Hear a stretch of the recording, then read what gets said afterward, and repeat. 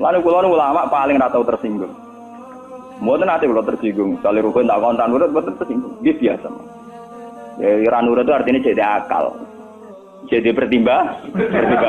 Ya apik jadi akal lah kudune seneng di santri jadi duwe akal. Kadang kita ini berlebihan, ngongkon wong liya juga taat di luar konteks urusan agama. Kadang kita nyuruh orang itu kan hadzun nafsi. Misalnya aku jadi kiai di rumah mewah, tentu kepengen ono pot sing indah, ono bunga sing indah. Ngongkon santri wajib nurut. Itu kan aku nafsu. Saat aku kepengen di bunga yang indah, di taman indah aku kan nafsu. Kenapa instruksinya pakai lembaga kekiainan? Paham ya? Oh itu kan kriminal, apa? Paham ya? Kecuali misalnya Ruhin ngaji ngantuk, anggap kriminal bener dalam konteks agama kok itu kriminal. Paham ya? Tapi nak Ruhin tak konopo tamanku dia ngantuk itu sah, karena saya sendiri ketika kepengen taman itu ana hadzun nafsi. Itu harus dibedakan. Mane kanca tanggaku sing kiai lah ya kowe kiai sakjane bedak salat ae. Iki kowe pas kiai. Tapi kayak nak rukuk jek danut rukuk gitu sih, apik. Tangga-tangga itu, wong sholat itu kabeh prai, gara-gara kecewa apa? Ya tak omongi masyarakat ya tak omong. Nak ben prai yo prai wae. Dari awal sholat itu ku sunat. Ora usah maksa sholat itu sampai gremeng dari awal sholat itu apa? Kena arah percaya tak baturi ra sholat itu. Ngaku nganti saya biasa ra sholat itu.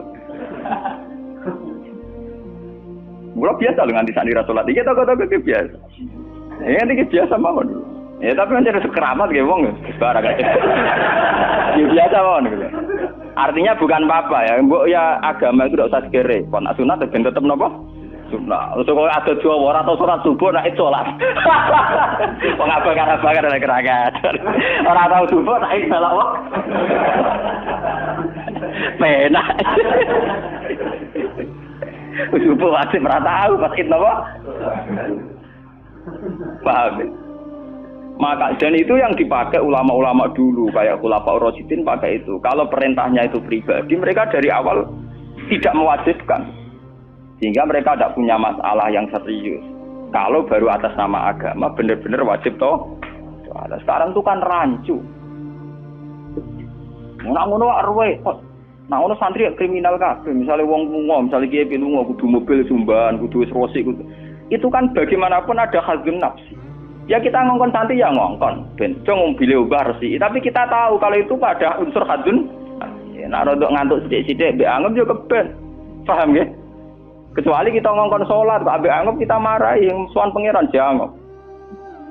Harus kita bedakan mana perintah kita yang masih berbau nafsu, yang mana benar-benar orisinil faktor agama.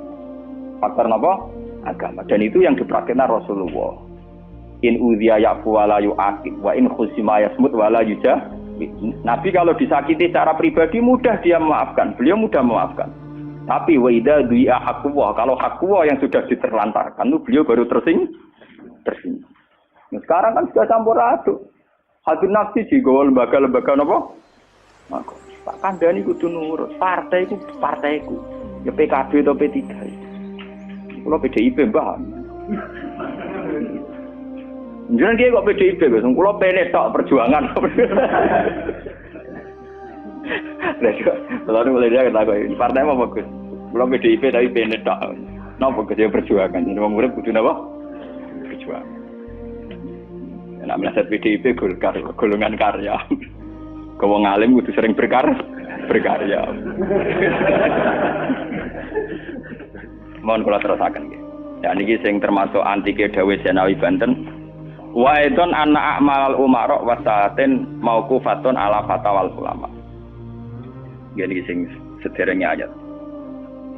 Harusnya kebijakan-kebijakan penguasa atau raja itu mauqufatun ala fatawal ulama, ala fatawit ulama, fatwa-fatwi.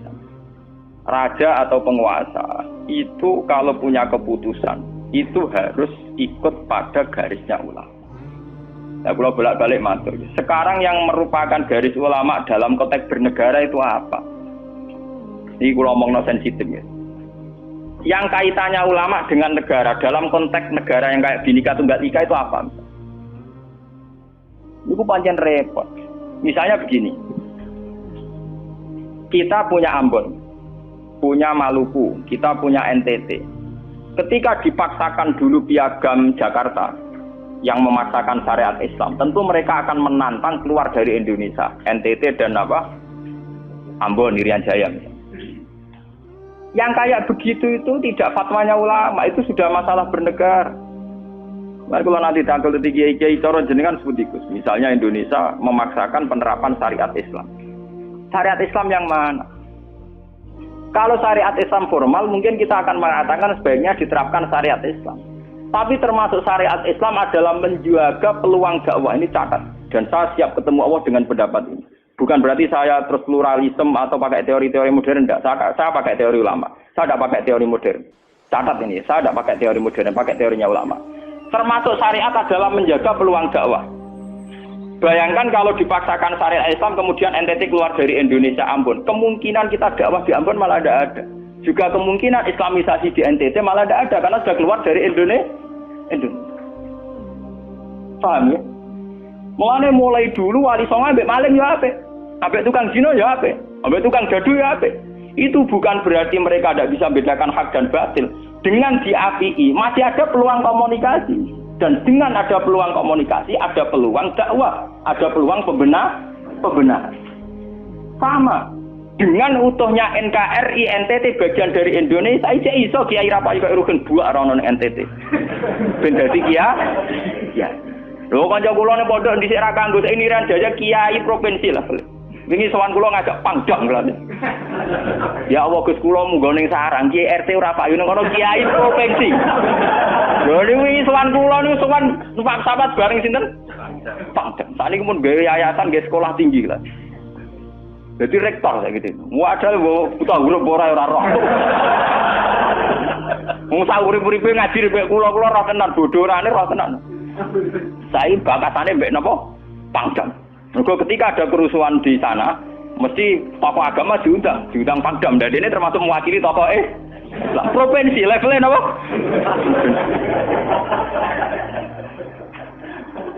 Artinya logika sehat kita, kalau kita memaksakan syariat Islam formal malah NTT lepas, itu kan berarti tidak ada kesempatan dakwah. Toh dengan tidak lepas, toh kita bukan berarti tidak ingin dakwah, kan tetap ingin apa?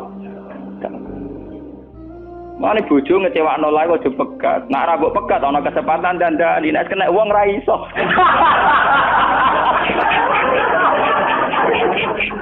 Tapi tak takdir ra apa. Ya sama. Semua sejarah Wali Songo itu sama orang nakal kan ndak apa-apa. Sampeyan delok biografi Ki Khudori Tegalrejo, dhisik terkenal yo kancanan bajingan. Bajingane tunduk mergo sungkan ramahe. Teng Rembang ana jenenge Ki Sahid, wonge ganteng ki toreko. Niku wonten bajingan tobat mergo kula sungkan mbek Mas Sahid. Mboten nate duka mbek kula, ger ketemu kula pengen senyum. Niku sungkan senyume nganti tobat.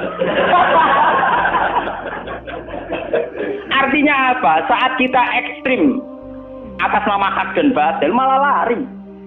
Toh teori itu ya diakui Quran, walau kunta fazzan ghalidhal qalbi lan faddu min hawli. Toh teori itu juga tidak jauh-jauh dari aturan Islam. Meskipun kita juga punya teori yang lain, karena ini tidak selamanya berjalan lancar. Kadang gue kancanan nakal ya belok nakal tenan. Kancanan nonde ya patut tenan. Selingkuh tenan. Sebab itu ya ben ekstrim yo keben. Nyatanya pribumisasi kadang ya katut tenan. Wong Gus kancanan nakal kadang sing nakale ora anut Gus, kadang Guse katut sing nakal. Malah jadi rocker. Dari sisi pertama dakwah dibeli Guse sing melok nyanyi. Ora kok sing grup band malah wiridan malah. Artinya kan metode apapun kan enggak semuanya jalan lancar, tapi kita atas nama manhaj, metode, kita seluas mungkin punya wacana nggih, terus kita punya banyak pilih. Ini disebut istilahul aimah tetap nomor rahmah. Makanya yang kamu maksud dengan syariat Islam itu apa? Kalau sering bilang, yaitu misalnya ditetapkan undang-undang gini. Setiap syariat Islam, kenapa kita ngemis ke negara? Nunggu diundangkan. Kapan kita mandiri sebagai ulama kalau setiap syariat Islam nunggu diundang? Sebelum diundangkan negara, kita sama ulama selalu dakwah ilallah. Misalnya sebelum ada badan narkoba, urip-uripe kiai mesti anti narkoba. Sebelum ada undang-undang misalnya tentang kawin, perkawinan. Saurip-uripe kiai nak kawin mesti goleki wali. Nak ana tanggane kawin mesti goleki syahid, goleki napa? Wali. Kenapa setiap syariat Islam kita ngemis ke negara? Dulu ketika bubaran Ahmadiyah juga kita ngemis ke negara. Tanpa itu pun kita sebagai ulama tetap anti napa? Ahmadiyah. Lah nek saiki misale tokoh Ahmadiyah kalau menarik di bangku kowe, lah saiki kowe lomonti mbek kiai kono. Kowe kali-kali nyalano awake dhewe barang. Mun nang kalah lomo ngono ae. Bagaimana mungkin kita dakwah nek kiai sunnine medhit, kiai non sunni lho.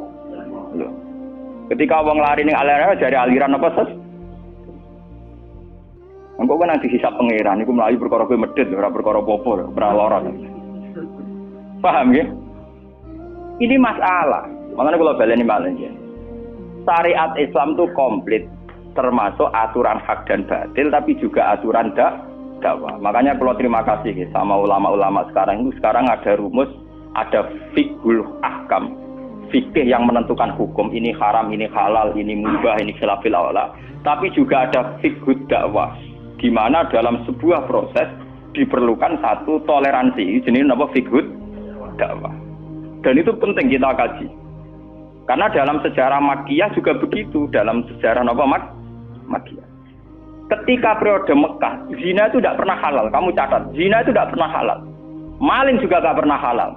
Tapi ada periode 13 tahun di mana Nabi tidak sering ngomong haramnya zina, juga tidak ada hukuman bagi pezina. Artinya apa? Tidak mendesak untuk membicarakan urusan zina, urusan maling. Karena yang mendesak saat itu urusan tauhid. Misalnya kamu dakwah di NTT, tentu yang penting umat diajak ke logika bahwa tauhid itu lebih benar ketimbang trinitas. Ya hanya begitu saja. Kamu tidak mungkin langsung masuk ke urusan zina, maling, gento dan sebagainya. At-tadrij fi sunnah, proses dalam sunnah itu juga penting. Ini tahapan-tahapan dalam proses dakwah. Lah fatwa ulama termasuk fatwa yang begini-begini ini. Makanya dalam semua sejarah wali ini catat, mesti ana ulama formal, ana ulama sing ora formal. Dhisik ana ulama sing pro syariat kayak Sunan Kudus. Woi, selawase ra cocok kok Sunan Kalijaga. Kok Kalijaga pokoke wong Islam wis bener, mulane penggemar wong Yogya-Yogya.